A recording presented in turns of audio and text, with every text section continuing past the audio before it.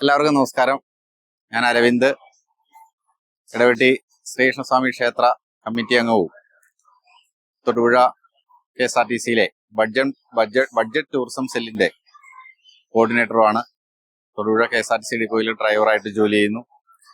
ഈ ഇടവെട്ടി തിരുവോണൂട്ടിന് ഇത്തവണ KSRTCയുടെ ഒരു സ്പെഷ്യൽ സർവീസ് വേണമെന്ന് ഇടവെട്ടി ശ്രീകൃഷ്ണസ്വാമി ക്ഷേത്ര കമ്മിറ്റി തീരുമാനിക്കുകയും അതനുസരിച്ച് നമുക്ക് തൊടുപുഴ ഡിപ്പോയിൽ വണ്ടി കുറവായതുകൊണ്ട് മൂലമറ്റം KSRTC ഡിപ്പോയിൽ നിന്നും നമുക്കൊരു ബസ് അനുവദിക്കുകയും ചെയ്തു.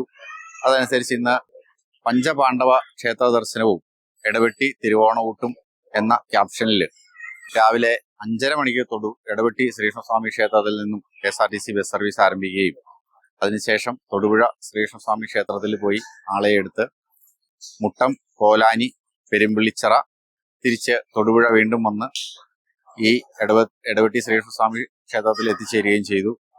ഇന്നത്തെ ഈ ട്രിപ്പ് നമ്മളൊരു ട്രയൽ റൺ മാതിരിയായിരുന്നു ഇന്ന് ആരംഭിച്ചത്. എന്നാൽ അത് 34 പേർക്ക് മാത്രം കയറാവുന്ന പർച്ചേസ് ബസ്സാണ് ഇന്ന് നമ്മൾ KSRTC അനുവദിച്ചത്.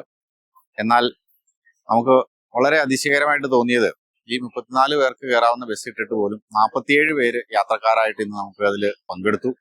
അതുകൊണ്ട് അടുത്ത മാസം തൊട്ട് തിരുവോണൂട്ടിന് നമുക്ക് KSRTC നേരത്തെ തന്നെ വലിയ ബസ് 50 പേർക്ക് പോകാവുന്ന വലിയ ബസ്സുകൾ യാത്രക്കാരുടെ ആവശ്യാനുസരണം ഡിപ്പോയിൽ നിന്നും അനുവദിക്കാമെന്ന് അറിയിച്ചിട്ടുണ്ട്. അപ്പോൾ അടുത്ത തിരുവോണൂട്ട് തൊട്ട് ഇന്നത്തെ മാതിരി തന്നെ പഞ്ചപാണ്ഡവ ക്ഷേത്ര ദർശനവും ഇടവെട്ടി തിരുവോണൂട്ടും എന്നുള്ള ക്യാപ്ഷനിൽ നമ്മൾ അടുത്ത മാസം തൊട്ട് എല്ലാ തിരുവോണത്തിനും KSRTCയുടെ സ്പെഷ്യൽ സർവീസ് ഉണ്ടാവും. ഭക്തജനങ്ങൾ പരമാവധി സൗകര്യം വിനിയോഗിക്കണമെന്ന് അഭ്യർത്ഥിക്കുന്നു. നന്ദി, നമസ്കാരം.